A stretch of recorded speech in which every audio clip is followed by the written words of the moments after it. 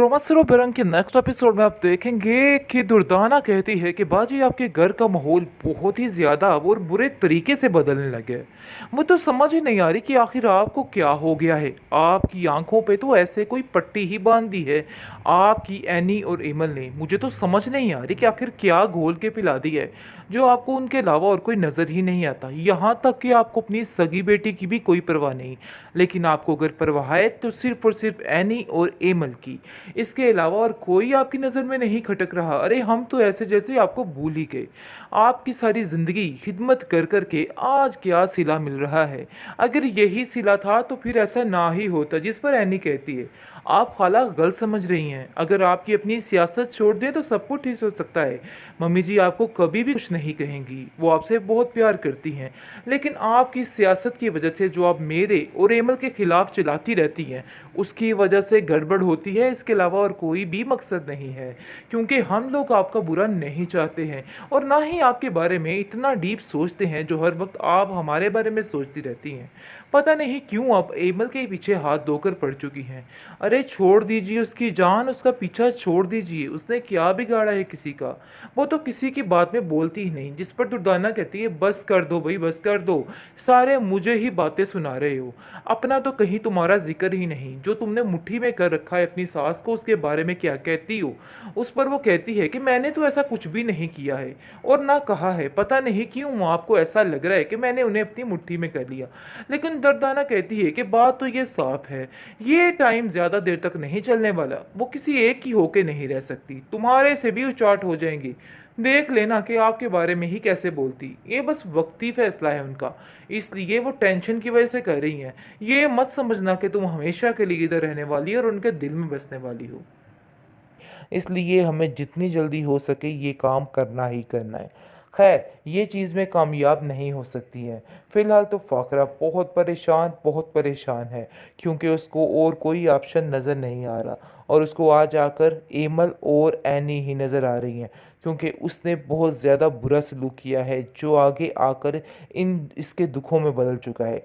लेकिन आप देखेंगे कि वो अफ़ान को बुलाती है और अफ़ान से कहती है कि देखो अफ़ान, मैं चाहती हूँ कि हम जाकर एमल से माफ़ी मांगें, बल्कि मैं जाके एमल से माफ़ी मांगूँ, क्योंकि मैंने जो कुछ उसके साथ किया है आज मुझे इन सब बातों का बहुत ज़्यादा अफसोस है और मैं चाहती हूँ कि जाकर सारी बातों को क्लियर किया जाए और उनसे माफ़ी मांगी जाए।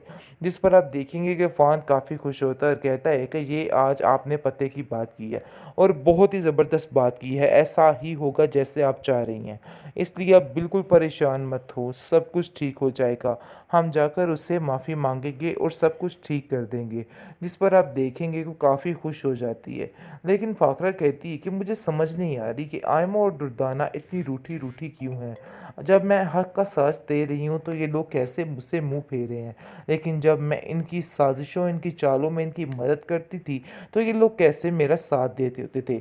लेकिन देखिए अब इन लोगों को कोई परवाह, कोई फ़िक्र नहीं रही, बल्कि ये लोग अब ऐसे बदीद हो चुके हैं कि अब मुझसे आंखें कतराने लग गए हैं। मुझे तो ऐसा लग रहा है कि कोई गड़बड़ ही ना हो जाए। इस पर अफ़ान कहता है कि आप क्यों इन बातों की टेंशन ले रही हैं? देखिए ऐसा कुछ भी नहीं होता है, सब कुछ ठीक हो जाएगा और आपको बिला वजह इन बातों को लेके परेशान होने की कोई भी ज़रूरत नहीं है, क्योंकि मैं इन पर अपनी पूरी नज़र रख रहा हूँ और आप फ़िक्र मत करें, सब ठीक हो जाएगा। इसलिए टेंशन मत लें और सिर्फ अपनी माफ़ी तलाफ़ियों पे ध्यान दें। जो गुनाह किए हैं बस उनको अपने ज़हन में रखें और सबसे माफ़ी मांगती फिरें। बस यही अब आपका एक काम है। बेहतरीन ड्रामा सीरियल बरंग के इस एपिसोड में आप देखेंगे कि अब जाकर फाखरा को इस चीज़ का अंदाज़ा हो रहा है कि उसने जो कुछ भी एमल के साथ किया है बहुत ही गलत किया है। खैर आप देखेंगे कि अफ़ान उसको इस चीज़ का एहसास दिला चुका है कि उसको वाकई में एमल की बात मान लेनी चाहिए और उन लोगों के पास जाना चाहिए, क्योंकि आप जानते हैं कि अफ़ान बहुत ही पॉजिटिव माइंड बंदा है और बस यही बताने की कोशिश कर रहा है कि मेरी माँ सही बंदों की पहचान कीजिए और इन गलत लोगों से ज़रा दूर ही रहिए, इन पर फासला ही रखिए। जिस पर आप देखेंगे कि वो कहती है हाँ बात तो तुम्हारी बिल्कुल ठीक है, मुझे ऐसा ही करना है और मैं ऐसा ही करूँगी। दुर्दाना किसी हद तक भी जा सकती है, इसलिए आयमा को कहती है कि देखो आयमा, अब हमें और रास्ता अपनाना होगा। ऐसा ना हो कि कल कला एमल इस घर में दोबारा आ जाए और फिर तुम्हारे हाथ में कुछ भी नहीं आने वाला। बड़ी चालाकी और बड़ी होशियारी के साथ अब हमें ये सारी चीज़ें हथियानी होंगी। यानी कि जो घी है अगर वो सीधी उँगली से नहीं निकला तो उँगली को टेढ़ा करना पड़ता है। तो समझो अब अपनी उँगली जो है तैयार कर लो टेढ़ी करने के लिए। क्योंकि आप देखेंगे कि आयमा बड़ी ही चालाक और अपनी माँ से 10 हाथ आगे और कहती है कि हमें खाला जान की इस तबीयत का फ़ायदा उठाते हुए एक काम तो करना है और जाकर अब हमें पेपर जो हैं प्रॉपर्टी के वो चुराने और सब कुछ अपने नाम करना है। यानी कि जो हमारा मकसद रहा है, इस लालची औरतों का जो मकसद रहा है, बस ये औरतें यही करना चाह रही हैं और इनका कोई भी मकसद नहीं है। जिस पर आप देखेंगे वो कहेगी कि कहीं ऐसा ना हो कि फ़ाखरा बेगम फिर होश में आ जाएँ और फिर दोबारा काम जो है ख़राब हो जाए।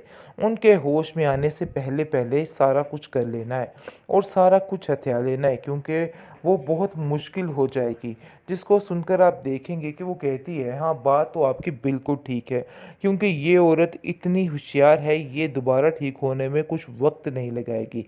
इसलिए हमें जितनी जल्दी हो सके ये काम करना ही करना है। खैर ये चीज़ में कामयाब नहीं हो सकती है। फ़िलहाल तो फ़ाकरा बहुत परेशान है, क्योंकि उसको और कोई ऑप्शन नज़र नहीं आ रहा और उसको आज आकर एमल और एनी ही नज़र आ रही हैं, क्योंकि उसने बहुत ज़्यादा बुरा सलूक किया है जो आगे आकर इन इसके दुखों में बदल चुका है। लेकिन आप देखेंगे कि वो अफ़ान को बुलाती है और अफ़ान से कहती है कि देखो अफ़ान, मैं चाहती हूँ कि हम जाकर एमल से माफ़ी माँगे, बल्कि मैं जाके एमल से माफ़ी माँगूँ, क्योंकि मैंने जो कुछ उसके साथ किया है, आज मुझे इन सब बातों का बहुत ज़्यादा अफ़सोस है और मैं चाहती हूँ कि जाकर सारी बातों को क्लियर किया जाए और उनसे माफ़ी माँगी जाए। जिस पर आप देखेंगे कि फ़ान काफ़ी खुश होता है और कहता है कि ये आज आपने पते की बात की है और बहुत ही ज़बरदस्त बात की है, ऐसा ही होगा जैसे आप चाह रही हैं। इसलिए आप बिल्कुल परेशान मत हो, सब कुछ ठीक हो जाएगा। हम जाकर उससे माफ़ी माँगेंगे और सब कुछ ठीक कर देंगे। जिस पर आप देखेंगे कि वो काफ़ी खुश हो जाती है। लेकिन फ़ाकरा कहती है कि मुझे समझ नहीं आ रही कि आयमा और दुर्दाना इतनी रूठी-रूठी क्यों हैं? जब मैं हक का साथ दे रही हूँ तो ये लोग कैसे मुझसे मुँह फेर रहे हैं। लेकिन जब मैं इनकी साज़िशों, इनकी चालों में इनकी मदद करती थी, तो ये लोग कैसे मेरा साथ देते होते थे।